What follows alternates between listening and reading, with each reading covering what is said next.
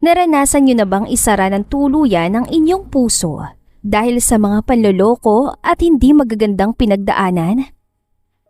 Ako po si Elena at ibinabahagi ko ang aking kwento upang magbigay inspirasyon at patunayan na ang tunay na pag-ibig ay darating sa pinakahindi inaasahang pagkakataon at anyo. Naway magbigay ito sa inyo ng tapang na muling sumugal.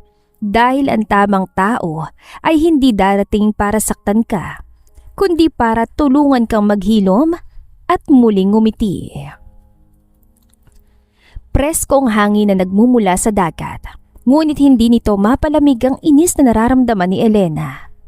Nakahiga siya sa isang mamahaling lounger sa ilalim ng isang pribadong kabana, nakasuot ng malaking sunglasses habang sinusubukang basahin ang nobelang hawak niya. Excuse me, miss. Pasyado yatang malungkot na mag-isang-isang magandang binibini na tulad mo sa ganitong kagandang resort. Mind if I join you? Ibinaba ni Elena ang kanyang libro. Dahan-dahan niyang ibinaba ang kanyang sunglasses sa tulay ng kanyang ilong at tinignan ang lalaking nakatayo sa kanyang harapan mula ulo hanggang paa. May hawak itong cocktail drink at may nakakairitang ngiti na akala mo'y hulog siya ng langit. Mind if I join you? Pag-uulit na lalaki. I do mind at mas magiging malungkot ang araw mo kung hindi ka paalis sa harap ko. Nakakaistorbo ka na nagbabasa. Nawala ang ngiti na lalaki na mula sa hiyat inis at padabog na umalis ng walang nasabi. Pabuntong hiningang ibinalik naman ni Elena ang kanyang sunglasses at hinilot ang kanyang sentido. Mga lalaki talaga, nakakasira ng araw.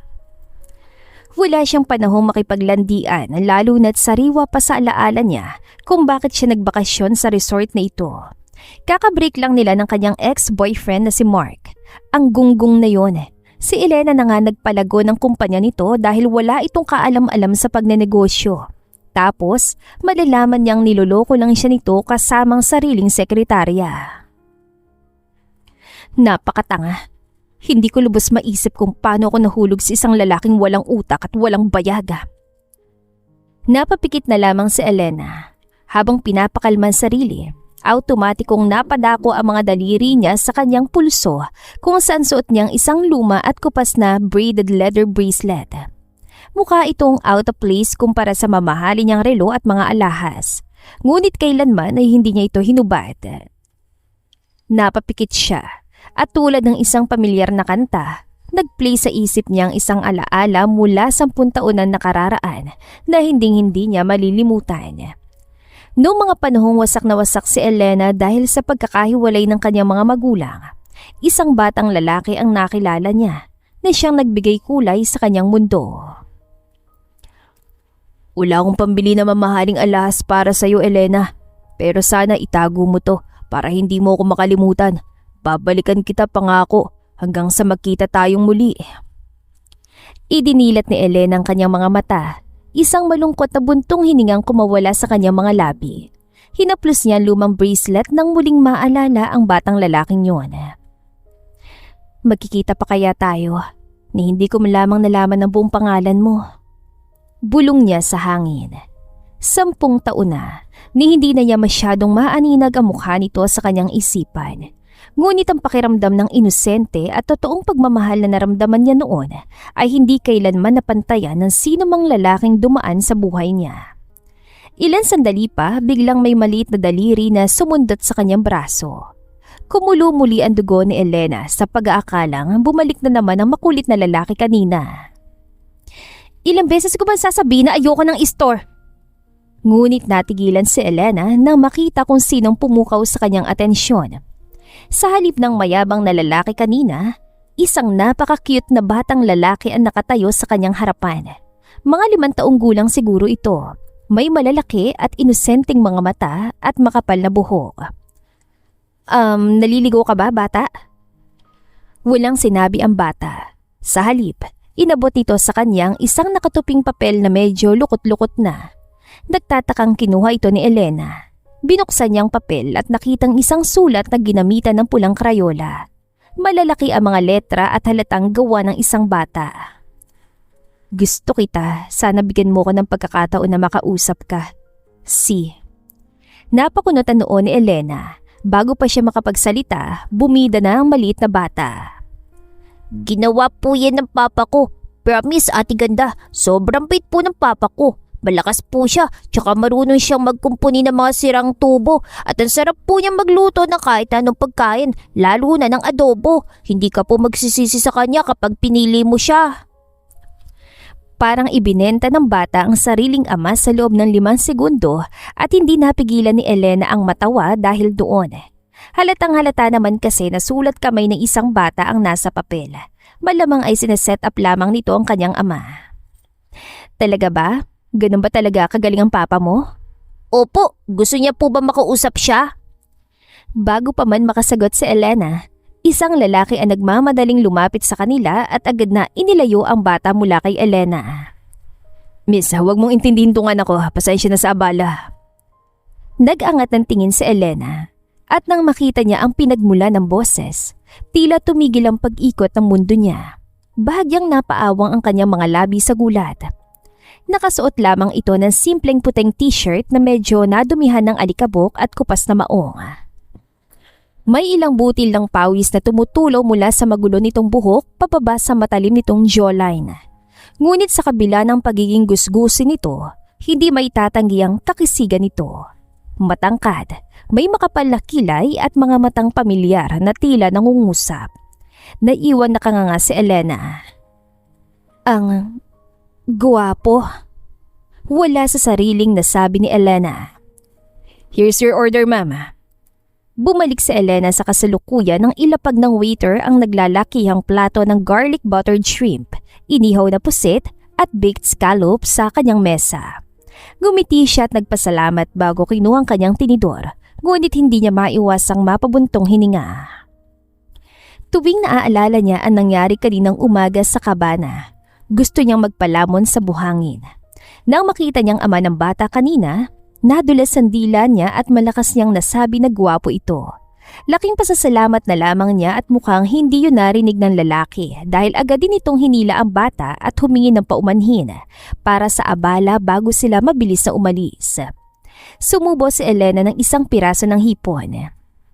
Kalimutan mo na yun, Elena. Gutom lang yun. Pangungumbinsi niya sa kanyang sarili. Ngunit bago pa man siya makakuha ng isa pang hipon, napansin niyang isang maliit na figura na nakatayo sa gilid ng kanyang mesa. Nang lumingon siya, nakita niyang pamilyar na batang lalaki na nagbigay sa kanya ng lukot na love letter kanina. Nakatingin ito ng diretsyo sa naglalakihang seafood sa kanyang harapan at halos maglaway na. "Oh, ikaw ulit. Gusto mo bang kumain?" Agad na nagliwanag ang mga mata ng bata.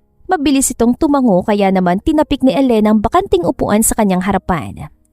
"Sige, upo ka rito. Sabayan mo na akong kumain. Total, masyado naman itong marami para sa akin." Wow, thank you po. Hindi lang po kayo maganda. Ang bait niyo pa po. Tuwan-tuwang umakyat ang bata sa upuan at masayang tinanggap ang iniligay na pagkain ni Elena sa kanyang plato. Habang pinapanood itong kumain ng may gana, hindi naiwasan ni Elena na magtaka. "Nasaan palang papa mo? Bakit hinayaan kanyang mag-ikot-ikot mag-isa rito sa resort?" May inaayos pong sirang tubo sa loob ng hotel, ate ganda. Medyo magtatagal daw po kaya sabi niya, hintayin ko na lang daw po siya sa labas. Napatango-tango si Elena sa sarili. Kaya pala may dumi sa damit kanina. Maintenance staff pala siya dito. Oo, wala. Kumain ka lang dyan. Lalo tuloy lumambot ang puso ni Elena. Siguro ay nagsisikap ang ama ng bata na magtrabaho ng maayos para maitaguyod ang anak. "Ako nga pala si Elena. Anong pangalan mo?" Ako po si Leo, tapos ang papa ko po ay si Carlos.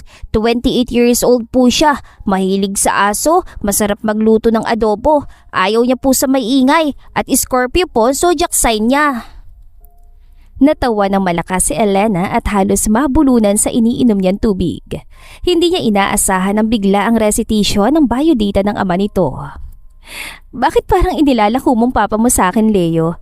Nasaan bang mama mo? Baka mamaya may magalit na lang bigla kapag nalaman na nire-rekomenda mong papa mo sa ibang babae."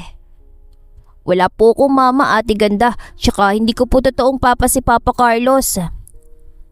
Talaga? Pasensya na, mukhang sensitive topic ata yun.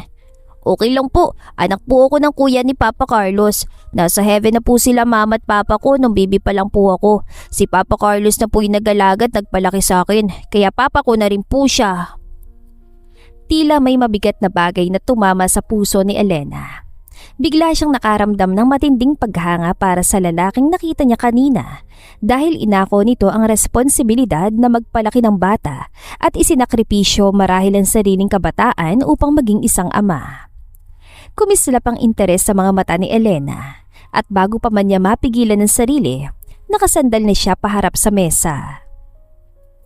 So, ibig mong sabihin, single din siya? Opo, super single po at ready to mingle. Sumandal muli si Elena sa kanyang upuan. Hindi na maalis ang ngiti sa kanyang mukha habang tinitignan ng dagat. Kung single naman pala siya at mukhang napakabuting tao dahil sa ginawa niya para sa pamangkin niya. Siguro hindi na masamang subukan kausapin kung papa mo. Wala namang mawawala. Talaga po, mabuti naman po. Ako pong bahalang tumulong sa inyo. Napangiti si Elena at inabutan pa ng pagkain si Leo. Pagkakataon na niya itong alamin kung kasing ganda ba ng ugali ng ama nito ang napakagwapo nitong mukha. Kinabukasan, sinimulan na agad ni Elena ang kanyang plano. Pagkagising, pumasok siya sa banyo at tinignan ng shower. Gamit ang isang tuwalya para hindi masugatan ng kanyang mga kamay, sinadya niyang luwagan ng kaunti ang shower head hanggang sa magsimula itong tumulo. Pagkatapos ay nagbihis siya ng isang simple ngunit eleganteng sundress. Naglagay ng kaunting lip tint at hinanap ang kanyang paboritong maliit na kasabwat sa labas. Sige na Leo, tawagin mo ng papa mo. Sige po, tiganda. Ako pong bahala. Masiglang sagot ni Leo sabay takbo paalis. Hindi nagtagal, nakarinig na si Elena ng 3 mahihinang katok sa pinto ng kanyang hotel room. Nang buksan niya ito, bumungad sa kanya si Carlos na may dalang tool bag sa balikat. Tulad kahapon, nakasuot lamang ito ng simpleng t-shirt na kulay itim at maong. Ngunit sapat na yon para muling bumilis ang tibok ng puso ni Elena. Magandang umaga po, Ma'am Elena. Sabi ni Leo may problema daw po kayo sa banyo. Umayos ng tayo si Elena at pilit na itinago ang ngiti. Ang ganda rin pala ng boses niya. Saad ni Elena sa sarili. Oo, may tumutulo dito sa shower kanina. Pasok ka. Iginiya niya si Carlos papasok sa banyo. Agad na inilapag ng binata ang kanyang mga gamit at sinuri ang shower head. Pinanood lang siya ni Elena habang nakasandal sa hamba ng pinto. Ang totoo niyan, wala talaga siyang pakialam sa shower. Gusto lang niyang magkaroon ng dahilan para makausap ito. Maluwag lang po yung thread at may kailangang palitan na maliit na washer sa loob. Pero wag po kayo mag-alala, maayos ko po ito ngayong araw. Halos magdiwang ang kalooban ni Elena. Kung ganon, matagal-tagal pa bago umalis si Carlos sa kwarto niya. Mabuti naman kung ganon, hindi naman ako nagmamadali so take your time. Sige po. Habang abala si Carlos sa pagkumpuni, hindi pinalampas ni Elena ang pagkakataon para simulan ang usapan. Gusto niya itong mas makilala. At dahil alam niya na isang simpleng maintenance worker lamang ang binata na nagpapalaki ng pamangkin mag-isa, naisip niyang magbahagi ng kaunting kaalaman. Alam mo Carlos, nabanggit sa akin ni Leo kahapon na ikaw na yung nagpapalaki sa kanya. Nakakahanga yun. Pero naisip ko lang hindi madali ang buhay ngayon, lalo na nagtatrabaho ka dito habang nagpapaaral ng bata. Huminto sandali si Carlos sa pagpihit ng wrench ngunit hindi lumingon. Sanayan lang po ma'am at hindi naman po mahirap alagaan si Leo dahil matalino siyang bata. Elena na lang, huwag mo na akong tawaging ma'am. Anyway, tama ka, matalinong bata nga si Leo. Pero kailangan mong maging wais sa pera para sa future niyo ni Leo. Kung may extra ka mula sa sweldo mo, huwag mong itabi lang sa bahay o sa normal na bangko. Sayang yung inflation. Subukan mong maghulog sa MP2 saving. 5 taon nga lang bago makuha pero tax-free ang dividends at mas malaki ang kita kaysa sa mga bangko. Affordable din dahil hindi kailang malaki ang ihulog mo buwan-buwan. Muling ipinagpatuloy ni Carlos ang ginagawa. Ngunit nakikinig ito ng may ngiti sa kanyang labi. Dahil doon ay mas naging mas ganado si Elena. Pakiramdam niya ay isa siyang anghel na nagbababa ng grasya at karunungan. O kaya kapag may naipon ka ng medyo malaki, subukan mong bumili ng ginto. Kahit maliliit na alahas muna. Habang tumatagal, tumataas ang value niyan. Ano man ang mangyari sa ekonomiya, siguradong investment mo doon kung sakaling mangailangan kay ni Leo bigla. Isang saglit na katahimikan na bumalot sa banyo bago biglang narinig ni Elena ang isang malalim at mahinang paghalakhak mula sa binata. Bakit? May nakakatawa ba sa sinabi ko? Lumingon si Carlos sa kanya habang nakangiti ng malapad at tila aliw na aliw. Wala, Elena. Napakaganda ng mga payo mo. Tatandaan ko yan. May kung anong kiliti sa tiyan ni Elena nang marinig ang pangalan niya mula sa bibig nito. Bago pa siya makasagot, pinunasan na ni Carlos ang kanyang mga kamay gamit ang isang maliit na tuwalya at pinulot ang kanyang tool bag. Ayos ng shower mo, hindi na yung tutulo. Tapos na agad? Nagtatagis ang bagang niya sa inis. Bakit naman ang bilis? Tumigil si Carlos malapit sa pinto ng kwarto. Humarap ito sa kanya. May nanunuksong ngiti sa mga labi at bahagyang itinaas ang kilay. Ang titig nito ay biglang tila tumagos sa kaluluwa ni Elena. May gusto pa po ba kayong ipaayos sa akin, Elena? Nanuyo ang lalamunan ni Elena. Ang paraan ng pagkakabigkas nito sa kanyang pangalan at ang pilyong kislap sa mga mata nito ay nagpakaba ng matindi sa kanyang dibdib. Bigla siyang nakaramdam ng hiya dahil baka mabisto nito na sinadya niya lang ang sira para papuntahin ito doon. Oo, wala na. Salamat, Carlos. Eto, tanggapin mo to. Nagabot si Elena ng 500 kay Carlos. Tila na nagulat naman ang binata habang hawak ang pera. Pang merienda nyo ni Leo mamaya. Pasasalamat ko kasi mabilis kang dumating. Salamat. Muling marahan na natawa si Carlos. Hindi mawari ni Elena kung bakit ba tila nag-e-enjoy si Carlos sa kung ano. Wala nga naman. Tawagin mo lang ako ulit kung may iba ka pang kailangan. Pagkasara ng pinto, automatikong napahawak si Elena sa kanyang dibdib kung saan nagwawala ang kanyang puso. Napasandal siya sa pader. Sapo ang maiinit na pisngi. Ay, ano ba nangyayari sa akin? Akala ko ba, laro-laro lang to. Kinagabihan, muling natagpuan ni Elena ang kanyang sarili sa restaurant at resort. At gaya ng inaasahan, mayroon na naman siyang maliit na bisita na masayang kumakain ng lechong kawali at kaldereta sa kanyang harapan. Dahan-dahan lang, Leo, baka sa susunod sisingilin na kita dahil sa dami ng kinakain mo. Pabirong sabi ni Elena habang pinupunasan ng mantsa ng sarsa sa pisngi ng bata. Tumawa lamang si Leo. Ipapabayad ko po kay Papa, marami po siyang pera. Natawa si Elena at napailing. Sumubo siya ng kanyang pagkain bago muling nagsalita. Nga pala, kumusta ang papa mo? Nakapagpahinga na ba siya matapos niyang ayusin yung shower ko? Opo, sabi niya ang bait niyo raw po kasi binigyan niyo raw po siya ng advice kung paano yumaman. Wala yon, pero mabuti naman at natuwa siya. Habang nag-uusap sila ni Leo, nakuha ng atensyon ni Elena ang nagbubulungang magkaibigan sa kabilang mesa. Dalawang babae ang nagchichismisan habang palihim na nakatingin sa entrance ng restaurant. Hoy, tignan mo yung matandang babae na yon. Ang yaman ng dating, no? Bulong ng isa. Oo nga, baka siya yung may-ari nitong resort. Nakita ko siya kanina sa lobby. Kinakausap yung general manager tapos nagbabaw pa yung manager sa kanya. Sagot naman ng kasama nito. Napalingon din si Elena at nakitang tinutukoy ng mga ito. Isang ginang na mukhang nasa 60s na ang naglalakad habang nakasuot ng eleganteng silk dress at may suot na kumikinang na pearl necklace. May taglay itong formalidad at autoridad habang naglalakad palabas ang restaurant habang may mga nakasunod na bodyguard. Sana maging ganyan din ako kaganda pagtanda ko. Saad ni Elena sa kanyang sarili habang nakangiti. Magiging maganda po kayo, Ate Ganda, kasi ang bait-bait niyo rin po. Sagot ni Leo na hindi man lamang lumingon dahil abala lang sa pagkain. Pagkatapos ng hapunan at maihatid si Leo sa mga staff dahil doon daw muna ang bata habang nagtatrabaho pang ama, bumalik na si Elena sa kanyang hotel room. Nagpalit siya ng bathrobe at humiga sa kanyang malambot na couch malapit sa glass door ng kanyang balcony. Mula sa pwesto niya, kitang-kita ang pinakamahal na VIP presidential villa ng resort sa ibaba. Meron itong sariling infinity pool na umiilaw sa ilalim ng buwan.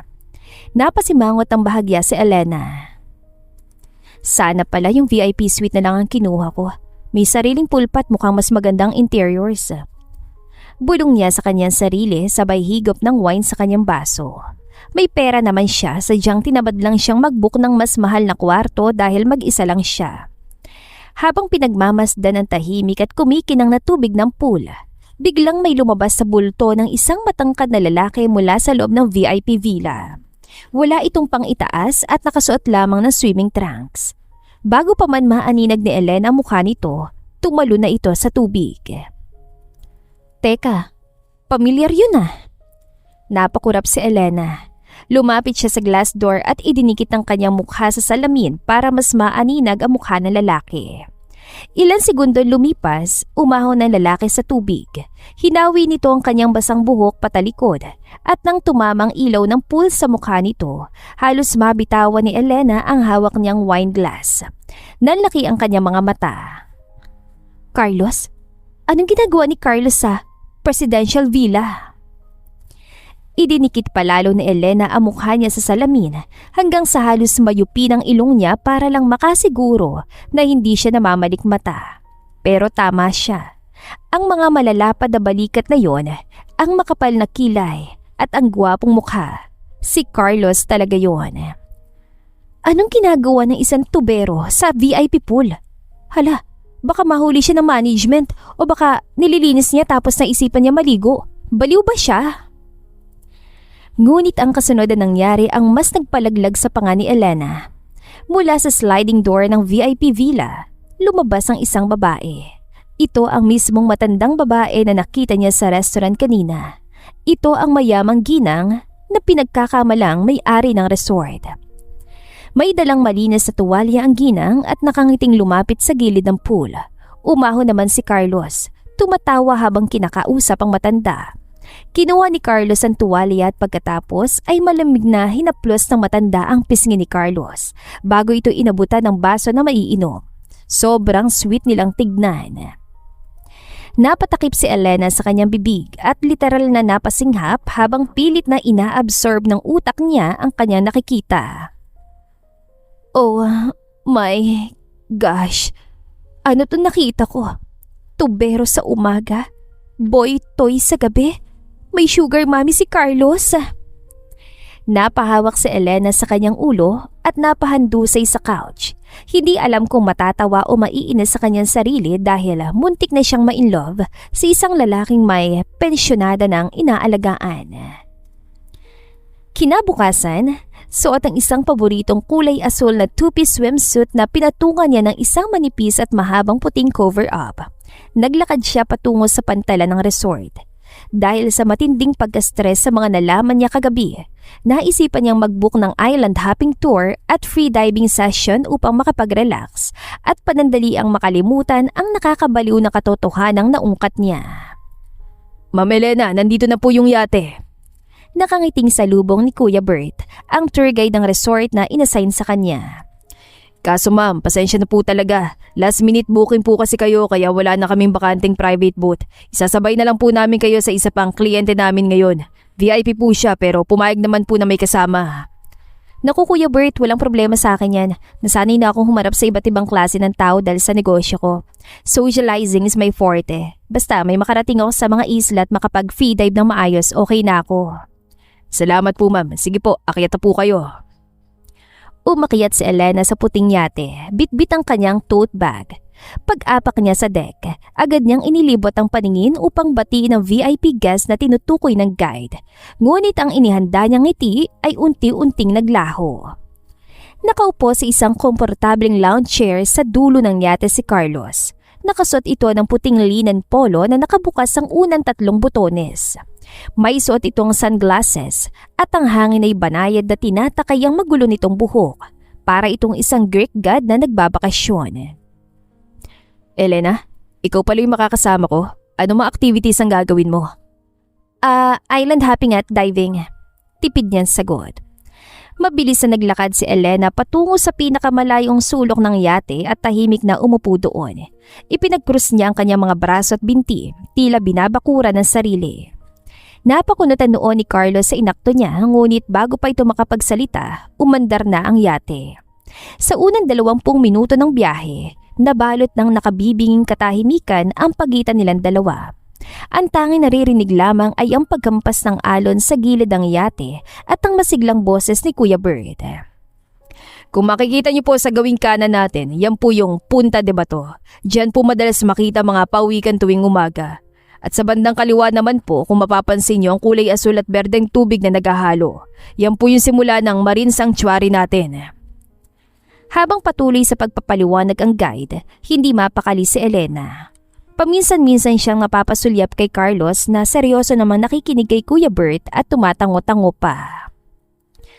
Ang galing din talaga na lalaking to. Kagabi lang, nilalambing na matanda. Ngayon, naka-VIP na sa yate.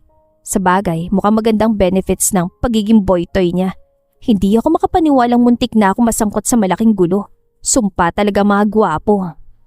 Saad ni Elena sa kanyang sarili. Hindi na nakatiis si Carlos. Tumayo ito mula sa kanyang pwesto at naglakad palapit sa pwesto ni Elena. Nang maramdaman ni Elena ang paglapit ng binata, halos manigas siya sa kinaupuan niya. Bakit ganyan ka makatingin? Para ka nakakita ng multo simula pa kaninang sumampa ka ng yate. May nasabi ba akong mali nung huli tayo nakita? Mabilis nang umurong si Elena at idinikit ang sarili sa dulo ng upuan. Itinaas niya ang kanyang dalawang kamay na parang sumusuko. Huwag ka lalapit, dyan ka lang. Lalong nalito si Carlos. Umupo ito sa bakanteng espasyo sa tabi ni Elena, dahilan para mapatalon sa gulat ang dalaga at mabilis na lumipat sa kabilang upuan. Teka, ano bang problema, Elena? Umiiwas ka ba sa akin? Ayoko ng gulo, Carlos. Parang awa mo na. Bata pa ako. Gusto ko pang palaguin ang negosyo ko. Ayokong maipasalvage at ihulog sa dagat na to dahil lang nakita kong kasama ka. Mas lalong hindi naintindihan ni Carlos ang sinasabi ng dalaga. Maging si Kuya Bert ay napatigil sa pag-explain sa mikropono at nagtatakan tumingin sa kanila. Anong gulo? Anong ipapasalvage? Elena, hindi kita maintindihan. Huwag kang lalapit sabi eh. Alam ko ng totoo, okay? Nakita kita kagabi. Nakita kita sa pool ng VIP suite kasama yung matandang mayamang babae. Nakita ko kung paano kanya hinaplos at binigyan ng alak. Kaya please lang, lumayo ka na sa akin dahil sigurado kong ipapapatay ako ng sugar mommy mo kapag nalaman niyang nilalapitan mo ko. Natahimik ang buong biyahe. Tanging ang tunog lamang ng makina ang maririnig. Nanlaki ang mga mata ni Carlos habang pinoproseso ang bawat salitang binitiwan ni Elena.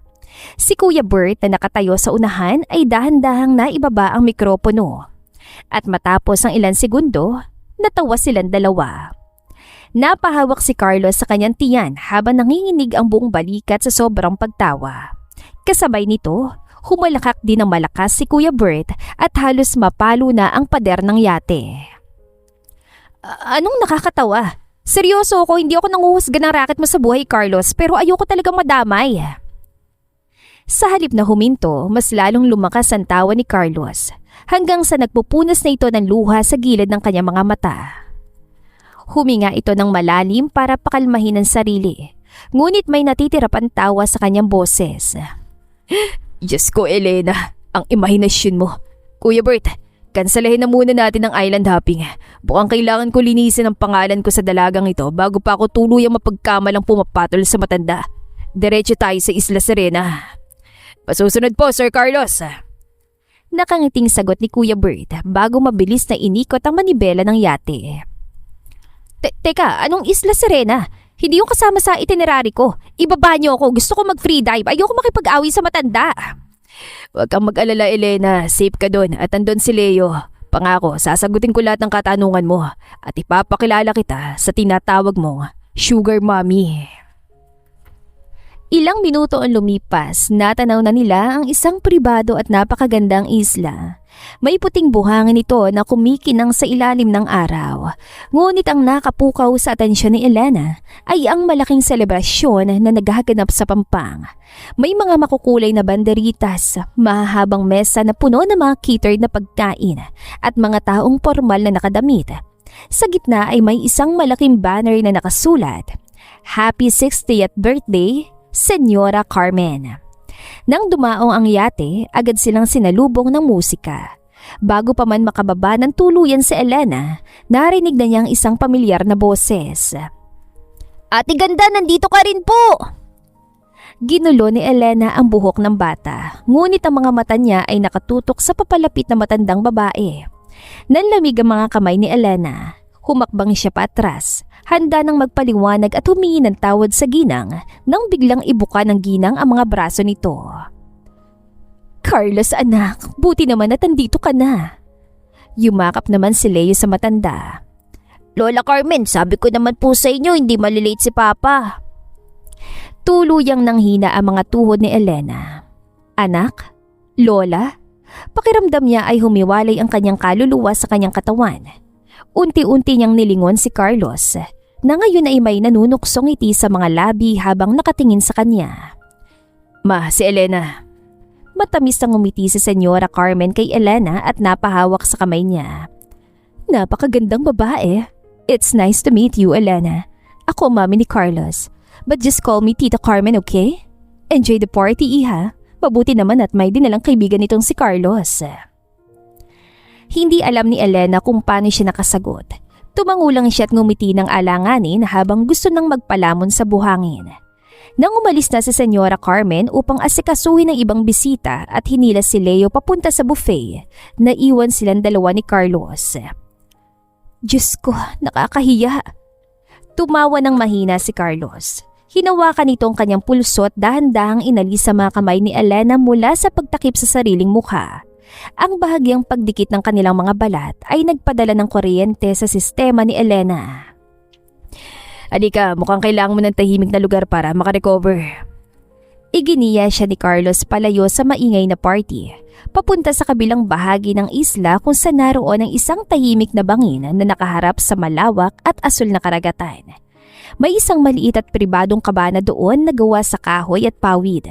Umupo sila sa mahabang upuan at sa pagkakataong ito, hindi na umiwas si Elena. So, hindi ka tubero.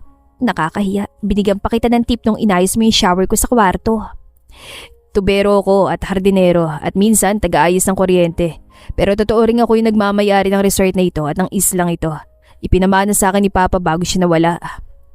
Bakit ikaw yung gumagawa ng mga manual labor?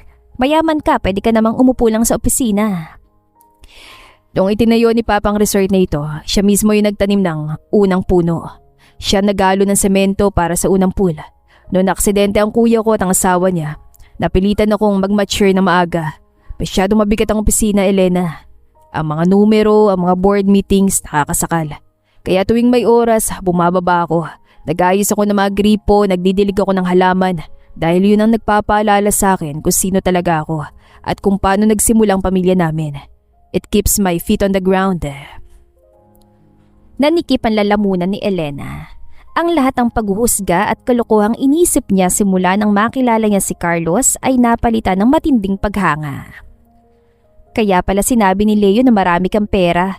Literal palang ibig sabihin ng bata. Natawa na lamang si Carlos at napailing. I'm sorry, Carlos.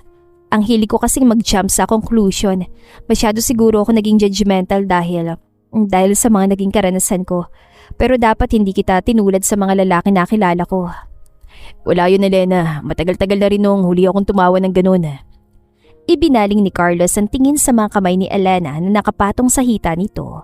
Dumapo ang paningin ng binata sa lumang braided leather bracelet na nakapulupot sa pulso ng dalaga. Mukhang matagal na yan. Mahalaga ba ang nagbigay? Oo. Sobrang importante. Isang lalaki nakilala ko nung teenager pa ako. Siya yung pinakaunang lalaking minahal ko at hindi ko makalimutan hanggang ngayon. Pero baka hindi na rin namin magkita. Baka nga may asawa na yun ngayon. Napangiti si Carlos at napatitig sa napakagandang view ng karagatan. Who knows, malay natin nasa malapit lang siya. Sana nga, Carlos, kasi gusto ko rin siya makausap at makita ulit. Presko at may dalang amoy ng dagat ang hanging humahampas sa kanila pabalik sa main resort. Kulay kahel ng kalangitan, hudyat ng papalubog na araw. Sa deck ng yate, umalingaw-ngaw ang tawanan ni Carlos, Senyora Carmen at ilang mga malalapit na staff na kasama nila sa island hopping. Nakaupo naman si Elena sa isang malambot na lounger, katabi ang paborito niyang kasabwat. Ate ganda, ililibre mo pa rin ba ako ng pagkain kahit alam mo nang si Papa ang may-ari ng resort? Inosenteng tanong ni Leo habang sumusubo ng kinakain nitong slice ng mangga. Nagtawa na ng lahat. Napailing si Elena habang natatawang kinurot ng bahagya ang pisngi ng bata. Kaya ba hindi mo sinabi sa akin doon ha?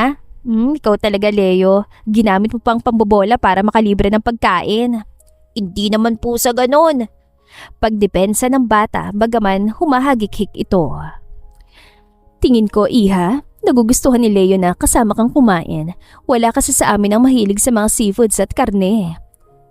Talaga po? Vegetarian po ba kayong lahat? Hindi naman, sadyang pihikan lang kami sa pagkain lalo na itong si Carlos. Masyado siya nasanay sa mga simpleng ulam at light meals dahil laging abala sa trabaho. Kaya tuwan-tuwa yung bata kapag pinapakain mo ng mga paborito niya. Iniisip ko nga, kailangan na rin talaga ni Carlos ng katuwang sa pag-aalaga kay Leo. Isang asawa na kayang punan ng mga pagkukulang namin sa bahay. Yung maganda, may mabuting puso at marunong mag-alaga. Isang nakabibinging katahimikan ng panandali ang bumalot sa kanila. Nang mag-angat ang tingin si Elena, saktong nakatitig sa kanya si Carlos. Mabilis na umiwas ang tingin si Elena. Naramdaman niya ang matinding pag-init ng kanyang mga pisngi dahil sa titig ni Carlos. Pagsapit ng gabi, nakahiga na si Elena sa malambot na kama ng kanyang hotel room. Nakangiti siya habang nakatingin sa kisame. Hindi niya inakala na ang bakasyon na inilaan niya sana para makalimot sa panloloko ng kanyang ex at sa burnout sa pagnenegosyo ay magiging ganito kasaya. Nakilala niyang isang pamilyang hindi lang mayaman sa pera, kundi pati sa pagmamahal. At higit sa lahat, nakilala niya si Leo at si Carlos. Parang masarap uminom ngayong gabi ah. Mahinang bulong ni Elena sa sarili saka agad na tumayo upang magtungo sa bar ng resort. Pagdating niya doon, laking gulat niya na makita si Leo na nakaupo sa isang mataas na upuan sa non-alcoholic section ng bar at masayang hinihigop ang kanyang orange juice habang kausap ang bartender. Aba, anong ginagawa ng isang bubwit na tulad mo dito? Baka hinahanap ka na ng papa mo. Nagpaalam po ako. Ang galing po kasi mag-gitar ng kuya doon eh. Sana marunong din po akong tumugtog para pwede ko kayong haranahin. Kasi sabi ni Papa, gustong-gusto raw po ng mga babaeng kinakantahan. Ah, talaga ba? Sinabi yun ng papa mo? Siguro marami nang naharanang babae yun kaya niya alam. Wala po. Wala pa pong hinaraan ng babae si Papa. May kung anong nag-init sa dibdib ni Elena dahil sa narinig. Nakaramdam siya ng tuwa, ngunit bago pa man siya makasagot, isang nakakairitang boses ang sumira sa maganda nilang usapan. Walang iba kundi ang lalaking sumira sa unang araw ni Elena sa resort. Well, ang masungit na prinsesa, nandito pala. Nilingon ni Elena ang pinagmula ng boses. Ito ang lalaking binasted niya sa kabana nung unang araw niya sa resort. Halatang lasing na ito, mapula ang mukha at may hawak na baso ng alak habang pasuray-suray na nakatayo malapit sa kanila. Huwag mo kong simulan ah, umalis ka sa harapan namin, may bata akong kasama. Bakit bantare mo, miss? Akala mo kung sino ka napakaganda at napakataas, yan totoo, masyado ka lang bossy. Masyado mong iniisip na mataas ka. Alam mo sa totoo lang, ang mga ganyang klaseng babae na sobrang taas ng tingin sa sarili, kulang lang yan sa lambing. Kahit sinong lalaki kayang paamuhin at ikamang ganyang ugali. Isang magaling na gabi lang sa kamang katapat mo, susunod ka rin na parang aso. Nag-init ang buong pagkatao ni Elena. Dahil sa pinaghalong galit at pandidiri, mabilis siyang tumayo. Sa pagmamadali niya, natabig niya ang baso ng kanyang margarita sa gilid ng mesa. Bumagsak ito sa sahig at sa pagsubok niyang pigilan itong mahulog, sumagi ang palad niya sa nabasag na bahagi ng baso. Hindi ininda ni Elena ang sakit. Tinignan niya ng matalim ang lalaki at sinampal ito ng walang pag-alinlangan. I'd rather die single than settle for an insecure, disrespectful piece of trash like you. Tara na, Leo. Hinawakan niya ang kamay ni Leo at mabilis silang naglakad palayo. Halos kalad-karin na niya ang bata papunta sa opisina ng mga staff. At na makitang ligtas na itong na-turn over sa mga empleyado para ihatid kay Carlos, mabilis na naglakad si Elena pabalik sa kanyang kwarto. Pagpasok niya sa kwarto, malakas niyang sinara ang pinto at sinandal ang kanyang likod doon. Mabilis ang pag-angat at pagbaba ng kanyang dibdib habang sinusubukang pakalmahin ang sarili kahit na naluluha na siya. Hayop na lalaki yun, sinira niyang gabi ko. Hinanap ni Elena ang isa pang bote ng alak na nasa ref ng kanyang kwarto. Ni hindi na siya kumuha ng baso at dire-diretso na lamang na uminom mula sa bote. Tahimik niyang pinunasan ng kanyang mga luha habang inaalala ang mga sinabi ng lalaki kanina. At nang malapit nang maubos ni Elena ang laman ng bote, narinig niya ang tunog ng doorbell ng kanyang pinto. Nang sumilip siya sa monitor, bumungad sa kanya si Carlos. Nakasuot na ito ng simpleng itim na t-shirt at pajama pants at halatang nagmamadaling pumunta. Magulo ang buhok nito at bakas ang matinding pag-aalala sa magagandang mata nito. May dala itong maliit na first aid kit. Elena, are you okay? Oo naman, ayos lang ako. Sinabi ba ni Leo sa'yo? Hindi na naghintay si Elena ng sagot. Binuksan niya ang pinto upang makita si Carlos. Sa hindi niya maipaliwanag na dahilan, ay nagbigay ng kapayapaan sa nagwawala niyang emosyon. Ibinaba ni Carlos ang kanyang paningin at tinignan ang kanang kamay ni Elena. Mula sa palad ng dalaga, may manipis na linya ng dugo na tumutulo pababa sa kanyang pulso. May sugat ka nga talaga. Sinabi ni Leo ang lahat. Pinapasikaso ko na sa security lalaking yun. Sisiguraduhin ko mapapali siya rito sa resort ngayong gabi. But now, kailangan nating pagtuunan muna ng pansin ang sugat mo. Napakurap si Elena at napatingin sa sariling kamay. Doon lamang niya naramdaman ang paghapdi nito. Hindi ko napansin na may sugat pala ako. Pwede ba akong pumasok? Kailangan nating linisin yan. Tumango si Elena at binigyan ng espasyo ang binata. Pumasok si Carlos at iginiya si Elena paupo sa dulo ng kama. Hinila nitong isang maliit na silya at umupo sa mismong harapan ni Elena upang maging pantay sila. Tahimik na binuksan ni Carlos ang kit. Kumuha ito ng bulak at betadine.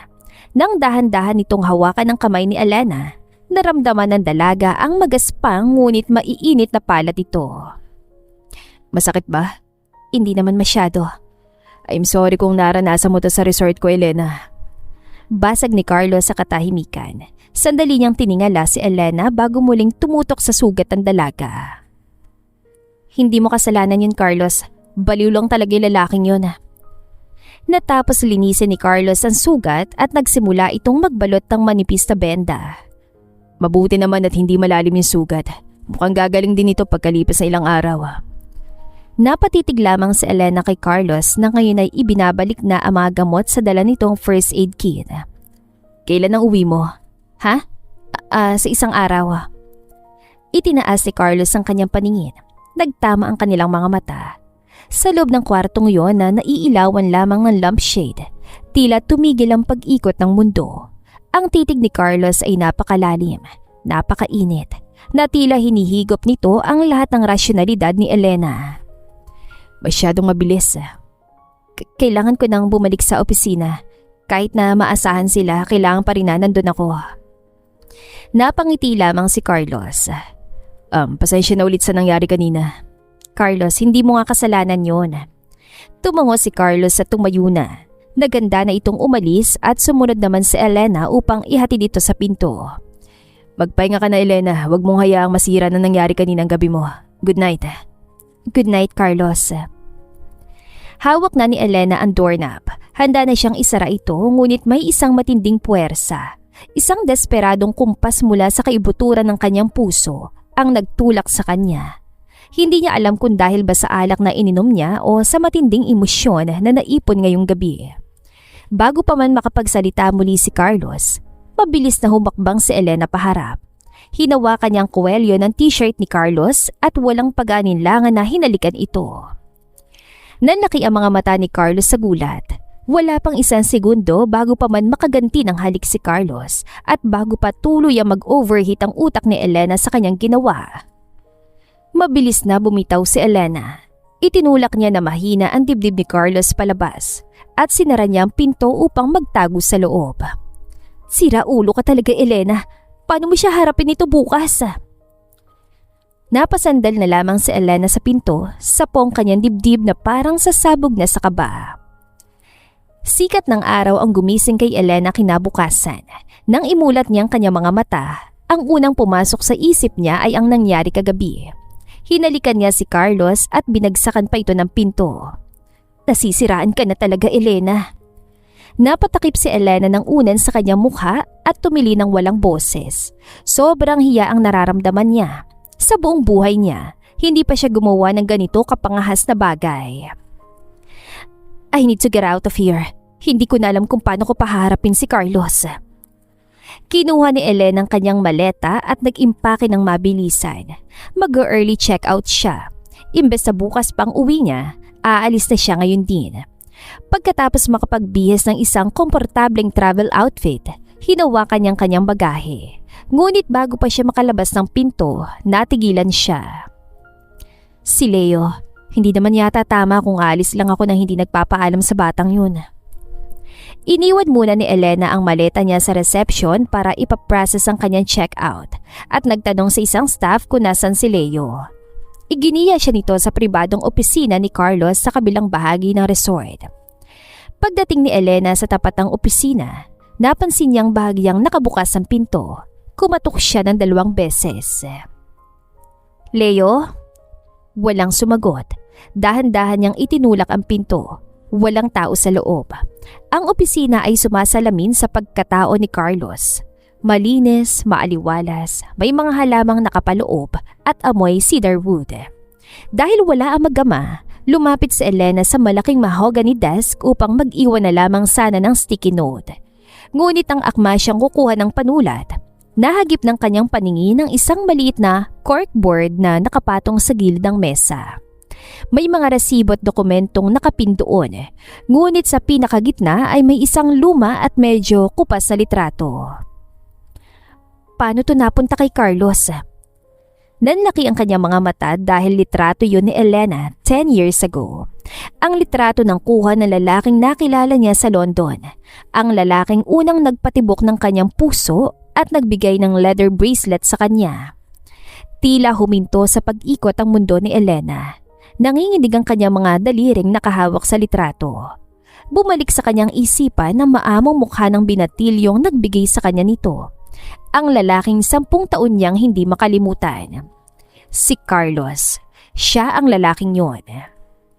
Ngunit bago pa man tumulo ang luhang nagbabadyang bumagsak mula sa mga mata ni Elena, narinig niya ang pagbukas ng pinto mula sa kanyang likuran.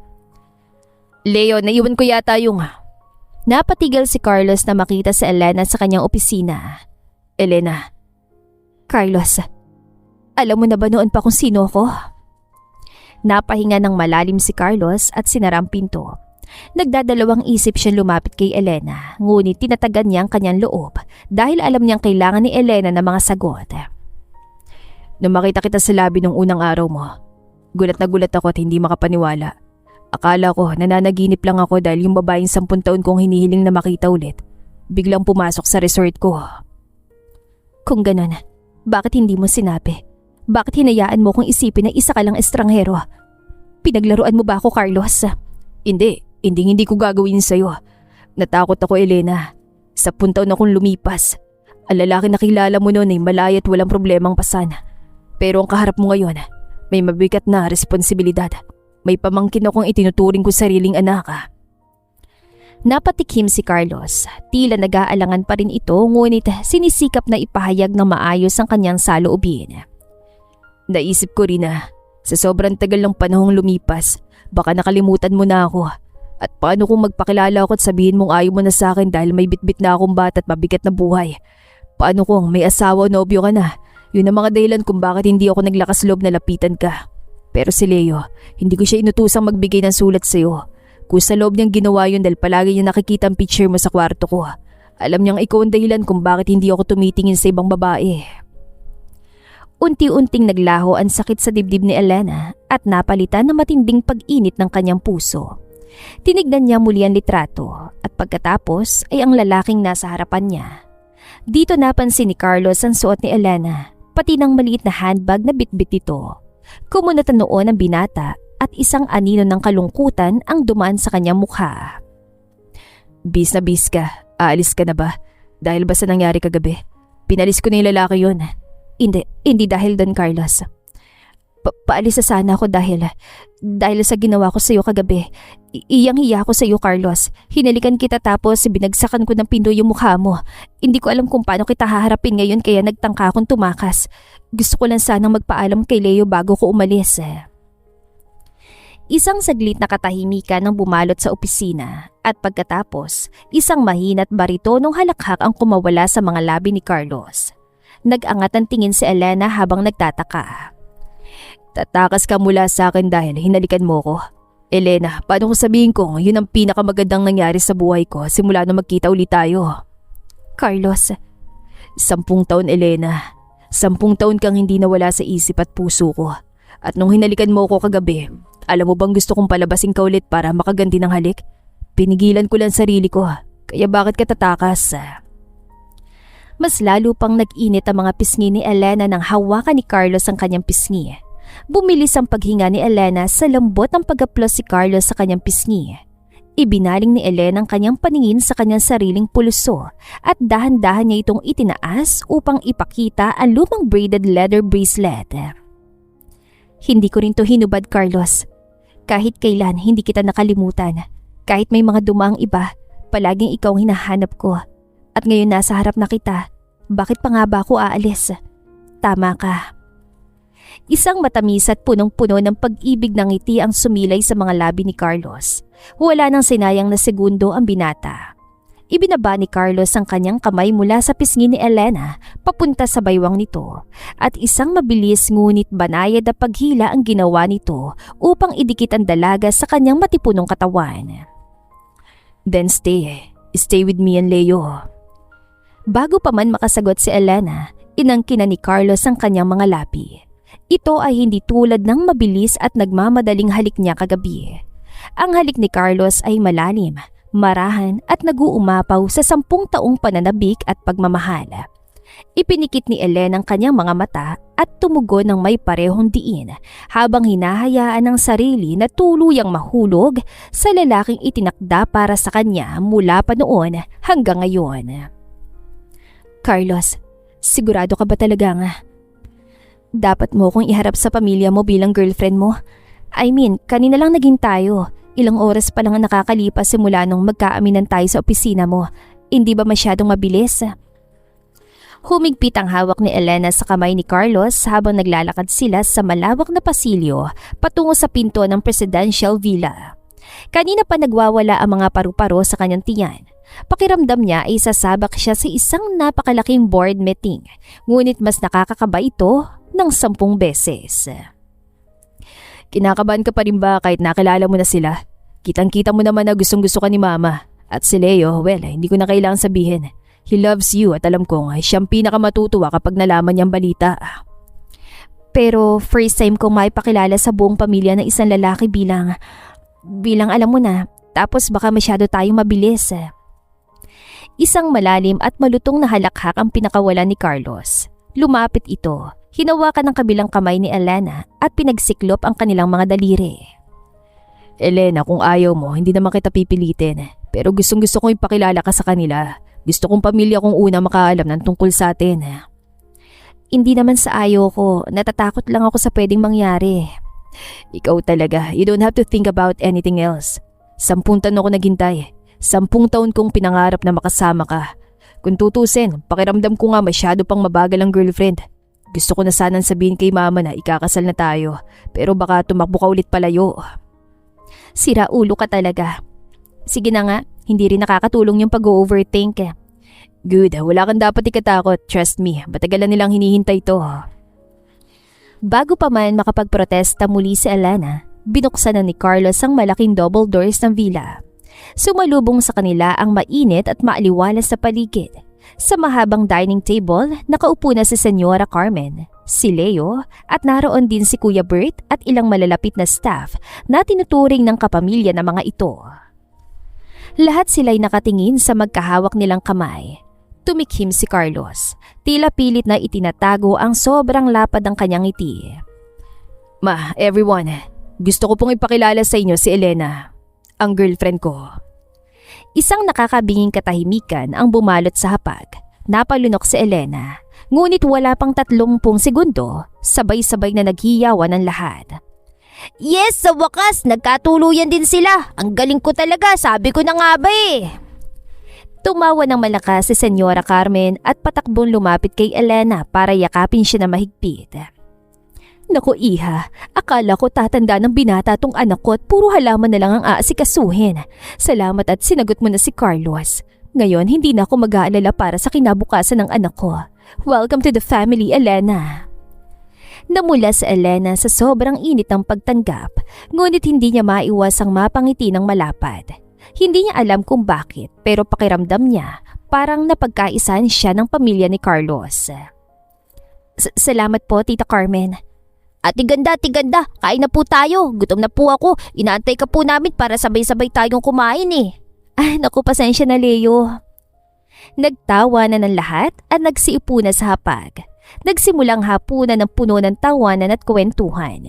Hindi nakaramdam ng pagka-out of place si Elena dahil lahat sila ay panayang asikaso sa kanya. Ngunit syempre, hindi pinalampas ng pamilyang pagkakataong asarin ng bagong magkasintahan. Alam mo ba, ate ganda? Panimula ni Leo habang ngumunguya ng fried chicken. Ako talagang dahilan bakit naging kayo ni Papa eh. Ako nagbigay ng love letter, kaya dapat taasan na ni Papa ang allowance ko. Ginulo ni Carlos ang buhok ng bata. Ikaw puro ka negosyo, manang-mana ka yata sa ate Elena mo. Naalala ko lang nung nasa yate tayo, Ma'am Elena. Pasensya na ha. Pero hindi ko talaga makalimutan yung inamin mo na akala mo sugar mommy ni Sir Carlos si Senyora Carmen. Yun na yatang pinaka nakakatawang misunderstanding sa buong buhay ko. Singit ni Mang Bert habang malakas na tumatawa. Humalakhak na malakas ang lahat ng staff. Halos maibuga ni Carlos ang iniinom niyang tubig dahil sa pagtawa. Habang si Elena ay gustong magtago sa ilalim ng mesa sa sobrang hiya. Namumulang buong mukha niya hanggang sa kanyang mga tenga. Kuya Bert naman, huwag niyo nang ipaalala. Tita Carmen, I'm so sorry po talaga. Ang tanga-tanga ko lang talagang minsan mag-isip. Sa halip na magalit, humagalpak ng tawa ang senyora habang nakahawak sa tiyan. Nako iha, hindi ako galit na pinagkamalan mo kung may karelasyon na mas bata sa akin. Sa totoo, natuwa pa ako kasi ibig sabihin nun, may alindog pa ako. Bagay din naman sa akin, hindi ba? Masyado ako maganda para sa edad ko kaya siguro napagkamalan mo ko. Oo nga po, Tita Carmen. Nung una ko nga po kayo nakita, nasabi ko sa sarili ko na sana maging kasing ganda niyo po ako pagtanda ko.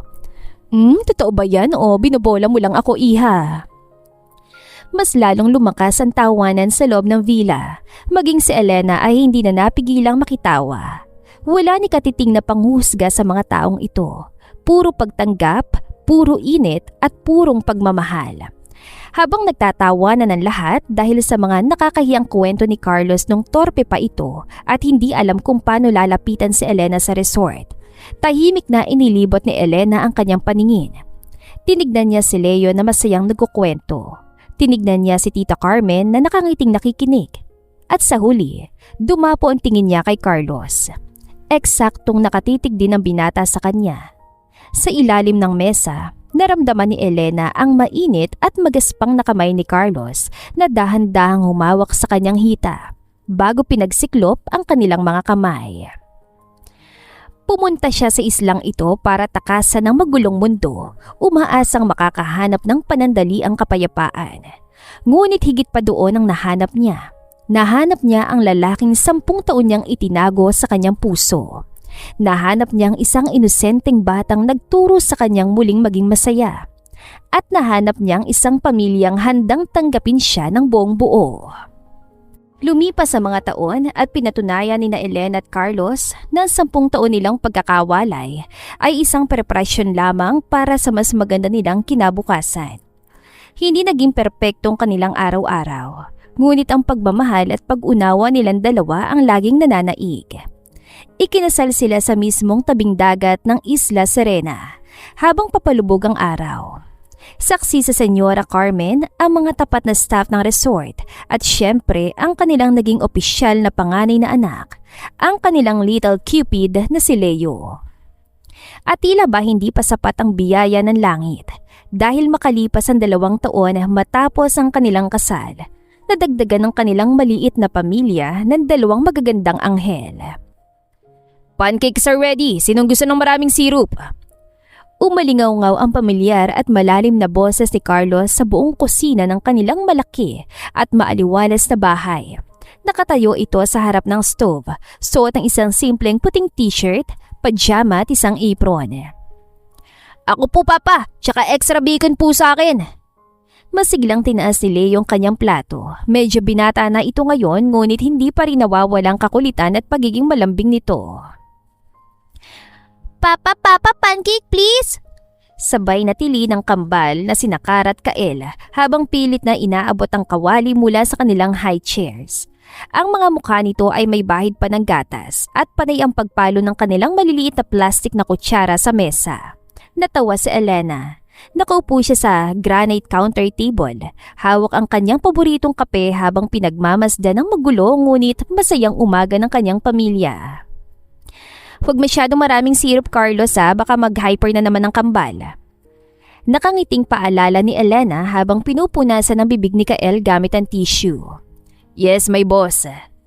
Pil yung kindat ni Carlos bago naglapag ng mga bagong lutong pancakes at bacon sa mesa. Matapos asikasuhin ng mga bata, lumapit si Carlos kay Elena. Ipinulupot ng binatang isa nitong braso sa baywang ng asawa at mabilis na hinalikan ito sa sentido. Good morning, misis ko. Masarap ba ang tulog mo? Oo naman, lalo na kapag ganitong maabutan ko tuwing umaga. I love you. Bulong ni Carlos bago inangkin ang kanyang mga labi sa isang matamis at mabagal na halik na agad namang tinugon ni Elena. Papa, mama, iyo, kumakain kami Bawal pong rated SPG sa harap ng twins. Natatawang reklamo ni Leo habang tinatakpan ng mga mata ng kambal na tuwang-tuwa namang pumapalakpak.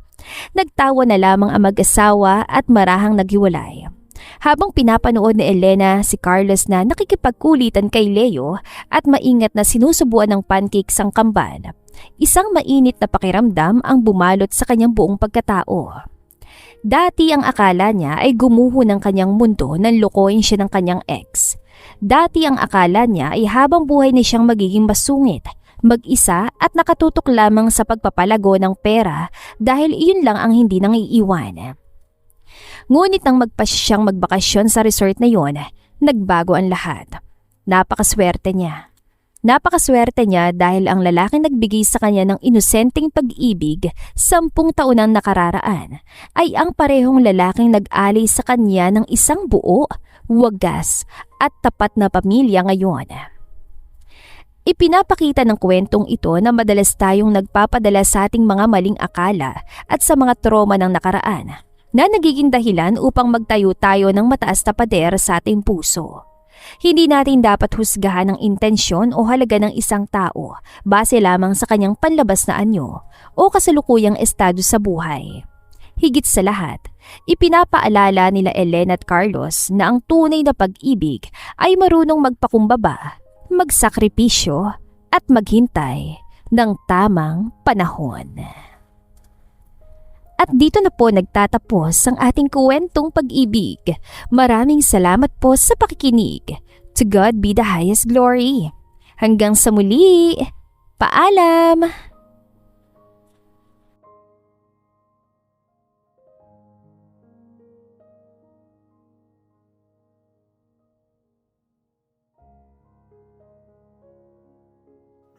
Presbyteros Rose, Maria Evangelista, Eli Evangelista Anderson, Marisa de los Reyes of Saudi Arabia, Conchita Alos Rage, Ana Flor Saico, Christian Fidelino, Judith Castro, Beth Sardina, Jelly Tampos, Fatma Mansul, Senenor Zame, Flor Cabrera of Santa Rosa, Laguna, Liliano Bebe,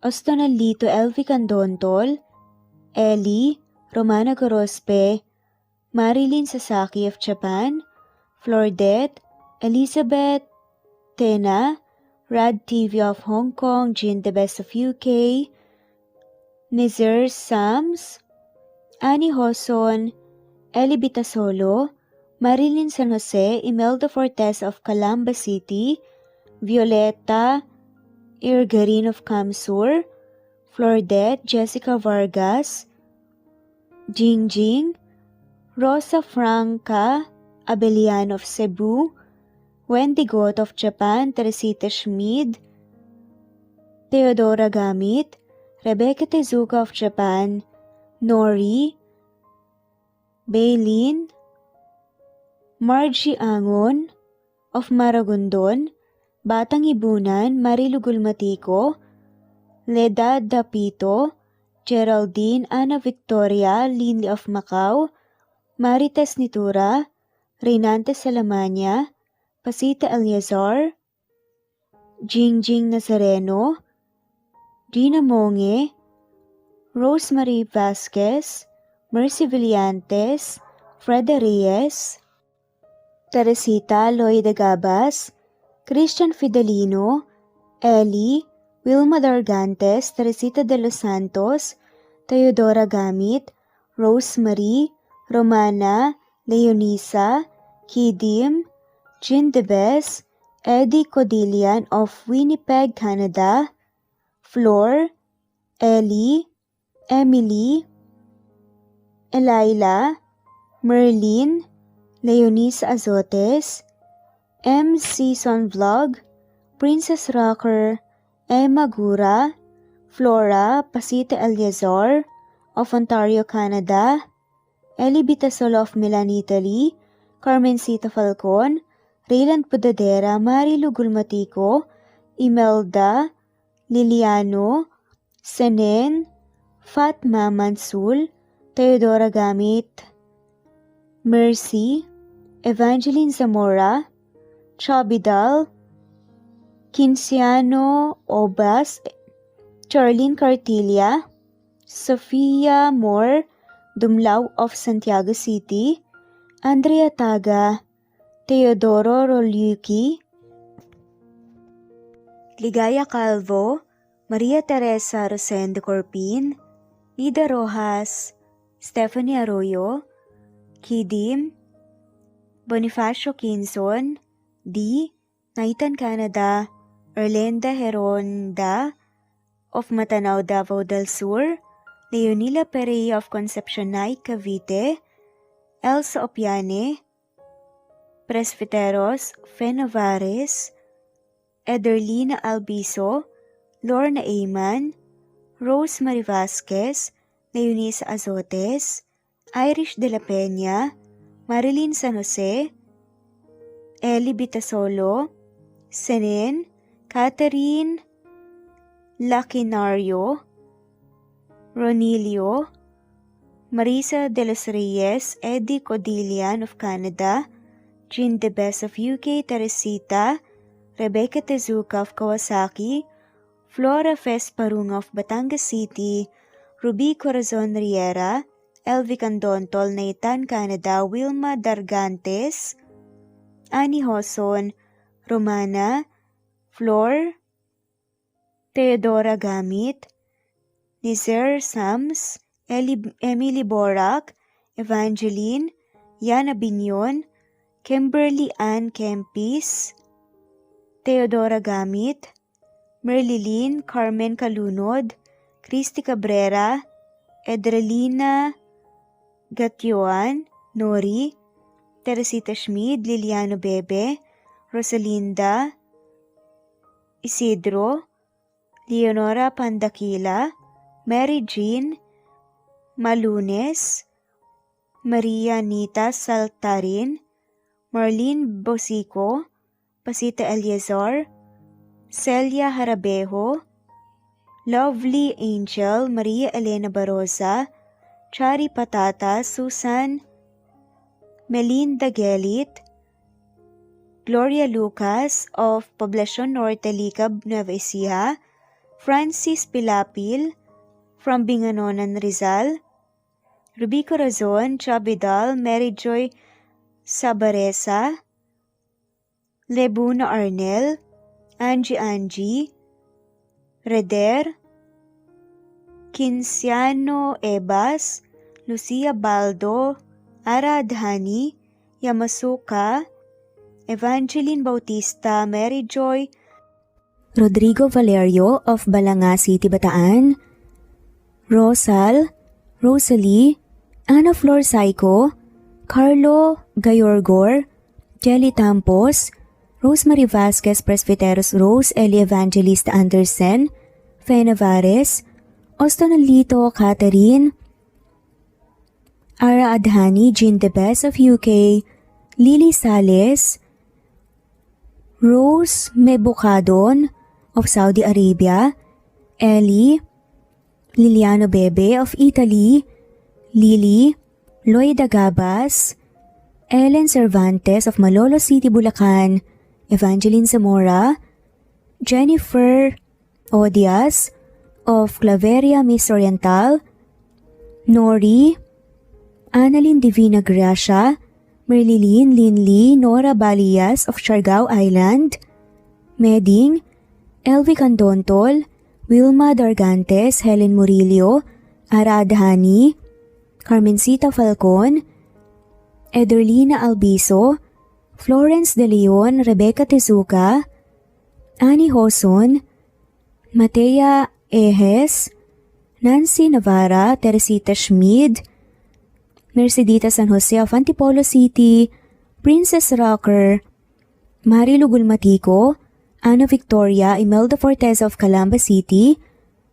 Jan Lulete, Batang Ibunan, Pinay, Elsa Kimura, Fatima, Ellie Ramirez of Caloocan, Liliano, Saida, Flordette, Helen Murillo, Jelly Tampos, Senen Orzame, Elaila, Leonisa Azotes of Bacolod City, Pasita Eliazar, Romana Gorospe, Flor Cabrera of Laguna, Carmencita Falcon, Ronilio, Conchita Alcos, Rosemary Vasquez, Eli Bitasolo of Milan, Italy, Marilyn San Jose, Fe Navares, Annie Hoson, Evangeline Zamora, Imelda Taay, Charlene Cartilia, Julieta Hermosura, Elvi Candontol, Teresita Schmid,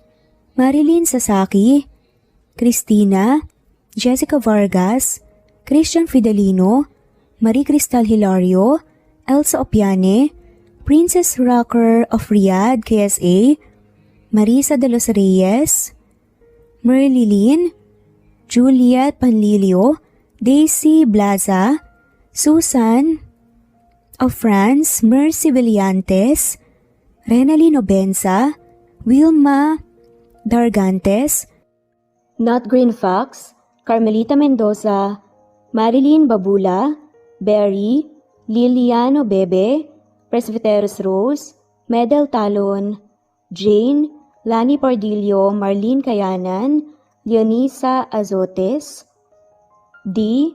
Marie Ramos, Araceli Lilio Saria, Miras Channel, Raquel Epe, Gina Tutor, Jane Hartley, Sunshine Sotalbo, Maricel Cabigon, Merlin Baroza, Gina Marayo, Merlin Rodel Obejero, Hans, Cecilia Comoda, Tahan Vlog, Merlin, Kuya Atok, Maria Merly Brogada, Marilu Cabantac, Filipina, Eileen, Mercedita San Jose, Lovina Galang, Lilian, Teresita de Jesus, Monina Aviles, Yula Pedrona, Romana Gorospe, Rosemary Vasquez, Marley Lazaraga, Leonisa Azotes, Jocelyn Tancinco, Estelita Mahia, Ding Lege, Marisa de los Reyes Arroyo, Leia Paul Vinar, Steve the Music, Rain, Presbyteros Rose, Ostonalito, Alex Saani, Matea Estrella, Agustina, Onaba Cogin, Jessica Vargas, Celine, Merlilyn Baroza, Annie Hoson, Elimana Lili, Mercy Villantes, Eli Evangelista Anderson, Eli Bitasolo of Italy, Ann Mariano, Fredelisa de Guzman, Carmencita Falcon, Merlin Bravo, Cecilia Ramos, Evangeline Zamora, Edralina Gatchoan, Marites Nitura, Agustina Niceto, Marian, Ann Aliflor, Lily Roda Barcial, Alma Ebdao, Minda Tandok, Flores, Melinda Sano, Thelma Mora, Juliet Panlilio, Edna, LV, Delia, Fenavares, Sally Lariano, London Villas, Danica Selga, Lani Pardillo, Teresita Schmid, Charlie, Nora Bell Evans, Roger, Lloyd Dasalon, Bella, Nelly Ortiz, Mary Rose Carillo Jesusa, Enday Samante, Enday Lebra, Yolanda Tejida, Honey Villasenor, Tessie, Marichan, Ann Mariano, Wilma Guzman, Gabrielio, Liu, Maria Rica Natividad, Melanie Juan, Anita Hernando, Teresita Arevalo,